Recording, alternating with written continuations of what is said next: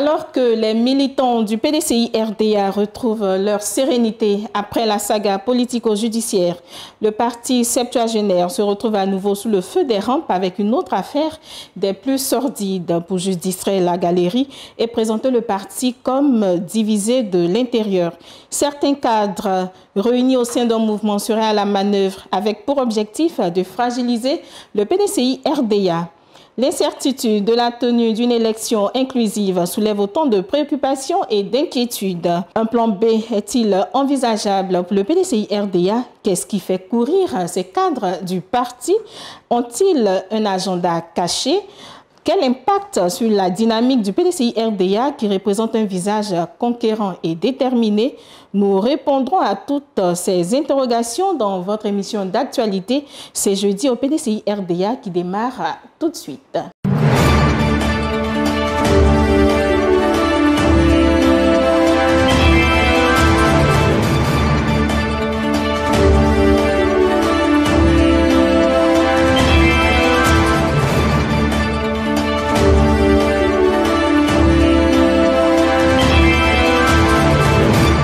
Mesdames et messieurs, bonsoir. Merci de votre fidélité à ce rendez-vous d'actualité. Avec le porte-parole du PDCI-RDA, l'honorable Bredoumi Soumaïla Traoré, secrétaire exécutif en chef adjoint chargé de la communication, nous reviendrons sur les questions que nous nous sommes posées à l'entame de l'émission. Bonsoir, honorable. Bonsoir, madame. Bonsoir. Merci d'être toujours présent pour ce grand rendez-vous de l'actualité. Alors, honorable, tout de suite, nous allons démarrer avec les différents meetings du PDCI-RDA et du PPACI. Alors, l'actualité politique reste profondément dominée par la grande marche du Front commun PDCI-RDA, PPACI le samedi 9 août 2025.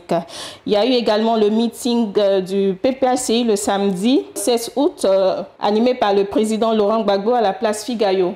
Son meeting dans le cadre de sa tournée dénommée Kokoko. Alors, c'est un Laurent Gbagbo des plus incisifs qui a affirmé sa ferme opposition à un éventuel 4e mandat du président Ouattara. Alors, quelle est votre appréciation? Je voudrais donc saluer tous nos téléspectateurs et tous les militants du PDCI-RDA et surtout ceux qui suivent notre émission hebdomadaire, c'est jeudi au PDCI-RDA. Alors, par rapport donc à ces deux événements importants, cela traduit notre stratégie, notre objectif au niveau du Front commun, au niveau de tous les autres partis de l'opposition qui veulent une alternative, qui veulent des élections crédibles, transparentes et inclusives, que nous voulons montrer à la face de la nation et à la face du monde qu'il y a une majorité qui représente aujourd'hui l'opposition. Tout ce que nous voulons faire, ce sera par la non-violence, par tout ce qui est inscrit de nos droits et devoirs dans la Constitution ivoirienne. C'est le droit de manifester, le droit de nous prononcer sur les grands sujets. Et donc, je profite de cette occasion pour dire qu'au PDCI-RDA, nous ne voulons pas de violence. Nous ne voulons pas passer par autre moyen que le moyen démocratique pour accéder au pouvoir. Et le moyen démocratique, c'est les élections. Le PDCI-RDA ne s'inscrit pas dans ce qui est qu'on appelle le boycott, etc. Mais nous voulons que les règles soient bien conçues, qu'elles soient partagées, qu'elles soient qu'il y ait un minimum d'accord. Donc nous voulons amener donc le pouvoir à éviter ce qui s'est passé en 1995 avec le boycott actif, en 2000 avec tout ce qui a suivi, en 2010 avec ce qui a suivi et en 2020. Et cela, je pense que c'est pour la première fois que l'opposition, dans sa grande majorité, demande un dialogue avant les élections. Et donc, l'objectif, c'est d'amener le pouvoir en place à accepter un dialogue que nous accordons sur le minimum avant d'aller. Donc, cela a été entendu. Vous avez vu ce qui s'est passé à Figayo, la marche de Figayo. On peut discuter de tous les chiffres, mais ça part de 500 000 à 2 millions. C'est cela. Par la suite, avec le meeting du président Gbagbo, meeting auquel nous avons participé, PDCI-RDA, justement, nous avons vu que ça fait du monde. Alors le pouvoir doit recevoir ce signal comme étant un appel du peuple à la paix, à la négociation, pour qu'on ait des élections non violentes, des élections qui épargnent des morts. Et quand vous avez vu la typologie des marcheurs comme des meetings, en généralement c'est des jeunes, qui réclament aussi, pour certains, qu'ils aient la chance de s'inscrire sur la liste électorale pour participer pour certains la première fois à une élection présidentielle.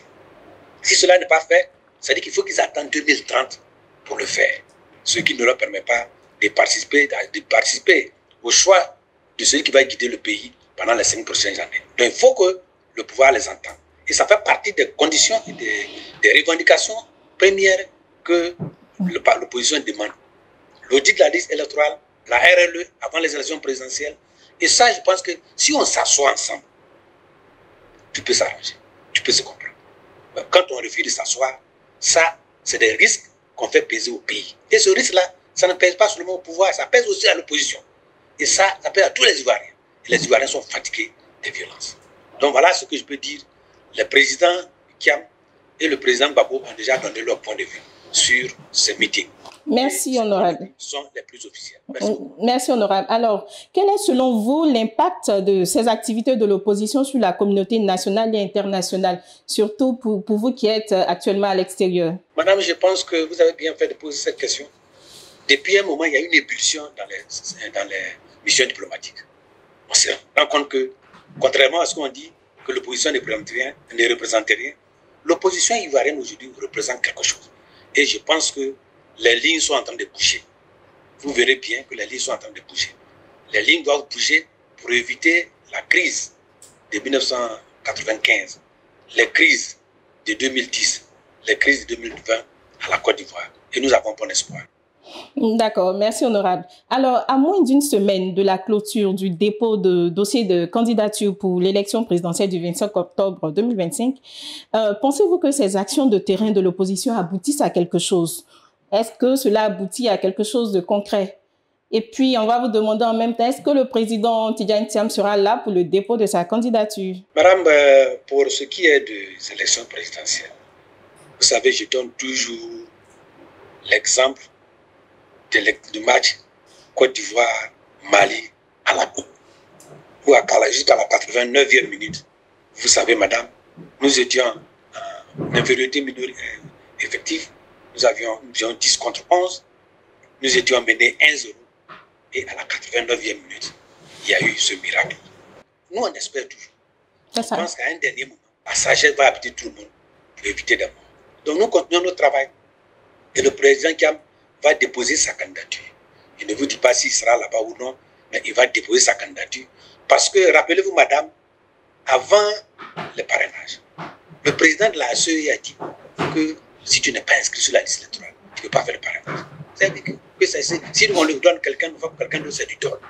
Mais nous lui avons fait comprendre que ce n'est pas son devoir de le faire. La dernière conférence de presse que j'ai faite avec Maître Blessy, on l'a lui a démontré, il a cédé. Et madame, je vais vous mettre à l'aise en disant que nous avons toujours contesté la CEI. Ce n'est pas parce qu'on est contre la personne qui dirige la CEI, mais on est contre ce qu'il la prend comme loi. Vous savez, ils appliquent la loi avec des choix. Or, la loi s'applique entièrement. La loi dit qu'il faut faire la liste, il faut réviser la liste électorale chaque année. Il a dit à un moment donné que cette application, il l'a fait de manière intelligente. Donc, il y a des années où il ne fait pas. Mais aujourd'hui, on constate quoi? On constate que nous avons dit qu'il faut auditer la liste électorale, qu'il y a plus de 6 millions. Mais le vice-président de cette institution est passé sur une chaîne de télévision en Côte d'Ivoire pour dire qu'il reconnaît qu'il y a 6 millions d'inscrits qui ne devaient pas y être. Nous l'avons toujours dénoncé. Sur les 8 millions. Il vient de l'avouer. Deuxièmement et troisièmement, nous avons dit qu'il fallait réviser la liste électorale. Il a dit non, non. On n'a pas dit qu'il fallait le faire avant le présidentiel, qu'il va le faire après le présidentiel. Mais moi, nous avons dit qu'il ne peut pas le faire après le présidentiel. À moins qu'il n'a dit non, il va le faire même si on doit décaler l'élection législative, il le fera puisque la loi l'autorise.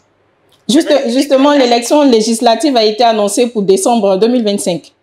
Oui, mais la liste électorale a été avancée justement, puisque lui, il nous avait promis qu'il allait faire la révision de la liste électorale après le présidentiel.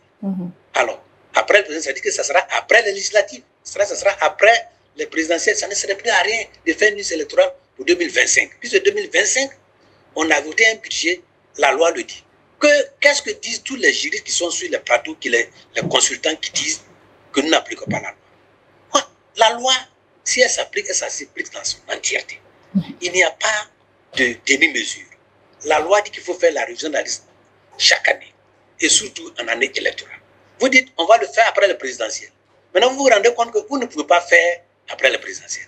Donc, vous avez violé la loi. À partir du moment où vous violez la loi, vous n'êtes plus crédible. J'avais dit en son temps que toutes les révisions de la liste ne sont pas faites. C'est à cause du président Kia.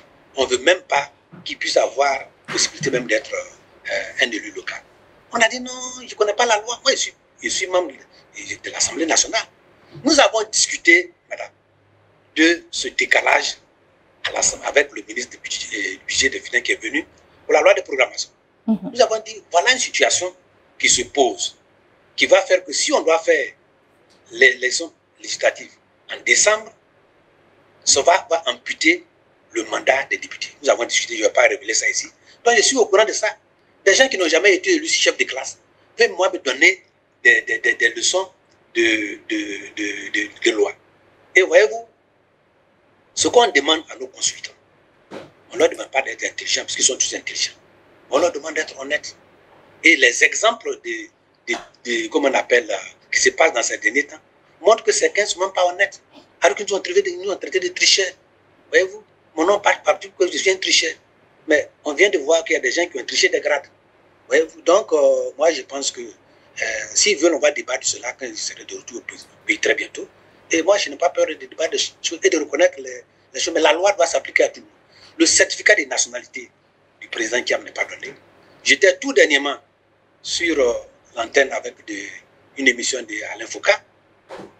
La représentante du RHDP a dit que le président Kiam, on a sorti sur la liste électorale, pas parce que seulement il est binational, puisqu'il y a des binationaux là-bas, mais c'est parce que tout simplement, il veut être candidat à la présidence de la République. Ça, c'est elle qui l'a dit. Donc, c'est un aveu qui montre que ce n'est plus une question de droit, c'est une question politique. C'est pourquoi nous voulons qu'on aille au dialogue pour résoudre ces problèmes politiques. D'accord, Honorable, c'est très bien compris. On retient que la loi doit s'appliquer à tous. Alors, les incertitudes relatives à la tenue d'une élection inclusive a poussé certains cadres du PDCRDA à donner de la voix. En effet, réunis au sein de l'initiative pour la restauration et la sauvegarde du PDCRDA, on a abrégé IRS. Ces cadres appellent à la convocation d'un bureau politique pour fixer la date d'une convention de désignation d'un nouveau candidat du PDCRDA. En d'autres termes, l'application d'un plan B. Alors, comment vous réagissez à cette agitation en interne au PDCRDA? Oui, madame, je pense que tout militant peut, à un moment donné, interpeller les instances du parti pour exprimer un point de vue. Et les règles internes sont ouvertes. S'ils sont aussi nombreux, qu'ils fassent une demande pour la convocation du bureau politique fait par le président du parti ou par un certain nombre de personnes dont le quota est fixé par notre statut réglementaire qui passe par là. Le fait de passer, venir faire une conférence de presse, ce n'est pas par conférence de presse qu'on convoque un bureau politique. Ça, il faut qu'ils sachent ça. Je sais qu'ils le savent. La deuxième chose, moi je suis fait de la politique. Voyez-vous, madame, chaque fois que nous arrivons à un moment donné à mettre la pression sur le pouvoir pour que des choses avancent, il y a toujours un artefact, des gens qui sont passés pour nous détourner des domaines importants, des points importants. Donc, je ne comprends pas pourquoi ils viennent faire une conférence de presse pour demander, alors que nous sommes concentrés, tous, l'opposition pratiquement. On a vu le FPI qui était là-bas, on a vu tout le monde là pour revendiquer quelque chose. Pendant que nous sommes dans une constitution, un maillon important de cette lutte, c'est en ce moment-là que certains, je ne pense pas qu'ils soient soudoyés, mais parce que je les respecte, mais ce n'est pas opportun. Ce n'est pas le moment de le faire, qu'ils attendent à le faire. S'ils pouvaient le faire, ils auraient pu, au moment où on fait la convention, dire, dans ce cadre, qu'est-ce qu'on fait au cas où on aurait pu faire une résolution de cela. Je me rappelle très bien, quand le président Bédié était en exil, on avait dit en son temps que le président Bédié était le premier candidat.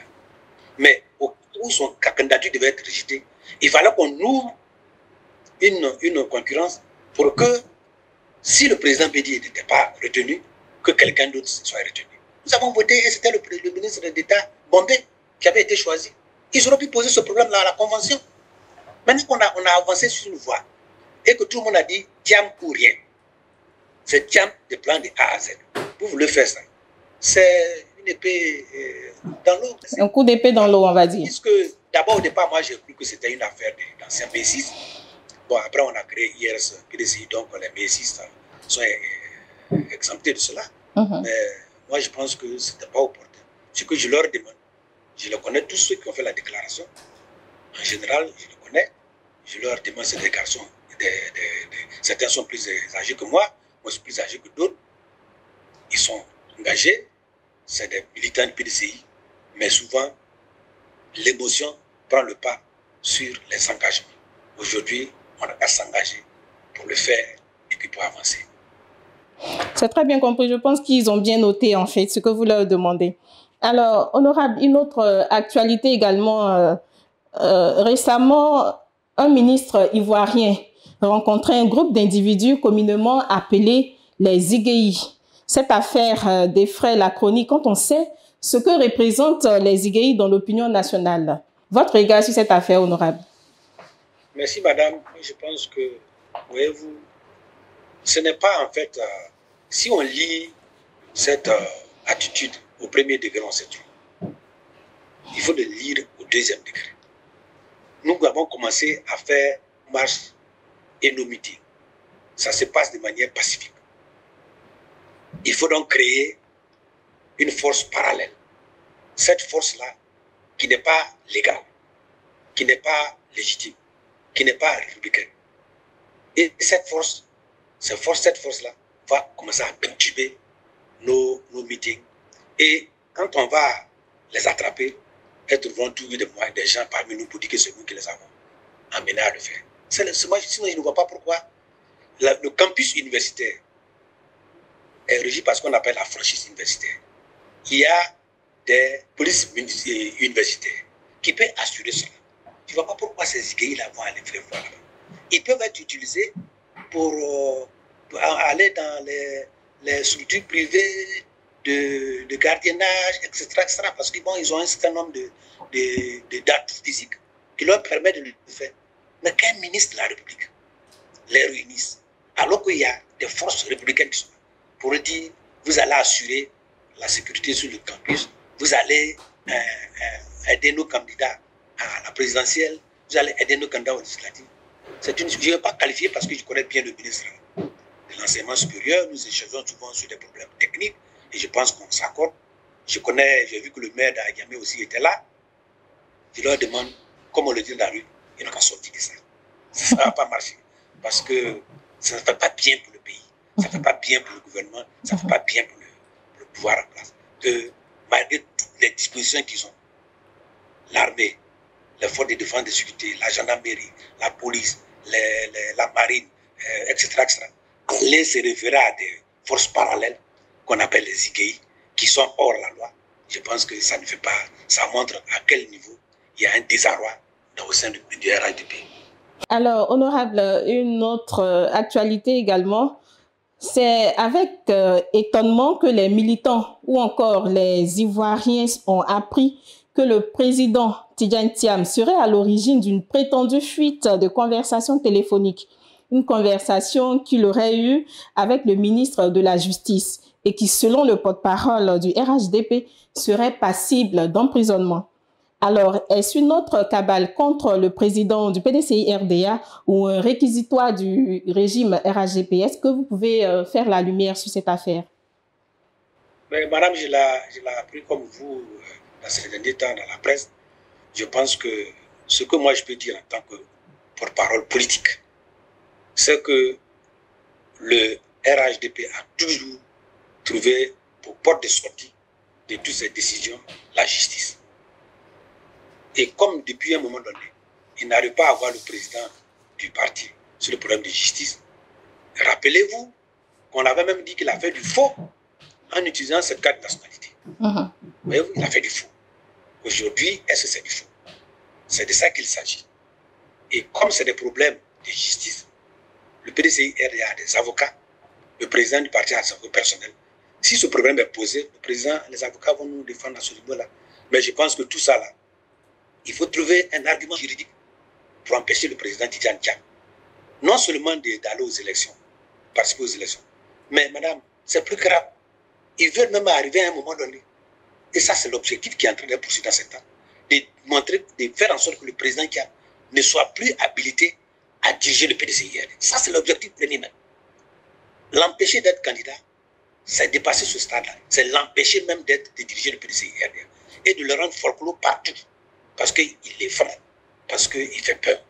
Donc, voilà tout le problème. Arriver à un moment donné pour dire qu'il a un problème de justice, le condamner. Merci, honorable. Alors, honorable, c'est déjà terminé, c'est fini pour aujourd'hui. Est-ce que vous avez un mot de fin? Le mot de fin, madame, c'est toujours l'appel que je lance au nom du président Thiam. Nous avions une longue séance de travail avant-hier avec des députés qui sont venus du pays. Et j'étais là avec le président du groupe parlementaire. Le combat continue. Et je voulais féliciter au nom du président Thiam la mobilisation de l'ensemble des élus qui a maintenu son soutien au président Thiam. Voyez-vous, tous les élus sont réunis pour faire une déclaration. Et cette déclaration, elle montre à la face du monde que 80%, au moins, des élus du PDCI-RDA soutiennent le président Thiam. Tous ceux qui sont en train de faire, ils ont combien d'élus? Ce sont des élus qui font le parti. Le président Thiam, chaque fois qu'on fait les élections, et son score ne fait qu'augmenter. La base avec lui, les élus sont avec lui. Selon, et je pense que la sagesse va nous habiter, nous tous, et nous allons gagner. Parce que l'objectif du PDCI-RDA, ce n'est pas de boycotter une élection. L'objectif, c'est de participer à une élection dans les conditions qui permettent de reconnaître sa défaite ou sa victoire. C'est de ça qu'il s'agit. Et aujourd'hui, ces conditions ne sont pas réunies. Donc, rien n'a encore perdu. Ce sont les hommes qui font les lois. La paix et la tranquillité, la sécurité et la stabilité sont au-dessus de toute disposition légale. Parce qu'on a vu qu'il y a eu ici, alors qu'il y avait une constitution. Il y a eu les accords jusqu'à aboutir à chose, alors qu'il y avait une constitution. Si on devait rester à la constitution, mais je crois qu'on sera encore en crise où le pays sera divisé en deux. C'est pourquoi nous pensons qu'au nom de la paix, au nom de la stabilité, au nom de la cohésion entre nous, que nous acceptons d'aller au dialogue et de nous trouver un arrangement pour que nous puissions faire des élections qui vont permettre à la Côte d'Ivoire de demeurer un pays de paix et non pas un pays où à chaque 5 ans, il y a des crises et on perd les humains. Ce n'est pas bon. Donc je demande aux militants d'être vigilants, d'être sereins, de garder toujours l'esprit de paix et de dialogue. Nous ne sommes pas un parti de violence. Le PDCI-RDA ne va pas faire des boycotts, ou bien de faire des émeutes, ou de faire des coups d'État, comme on le dit. Nous, on n'est pas dans ça. On n'a pas d'armée, on n'est pas dans ça. Donc, nous, on veut le dialogue. Et nous utilisons les moyens démocratiques, les moyens que nous donne la Constitution. On ne doit pas venir nous empêcher d'utiliser la Constitution qui réclame tant pour que nous puissions aller manifester et demander au pouvoir. C'est notre, nous, en opposition, c'est notre travail de demander au pouvoir qu'on est plus nombreux et qu'il faut écouter le plus grand nombre. Voilà ce que nous disons.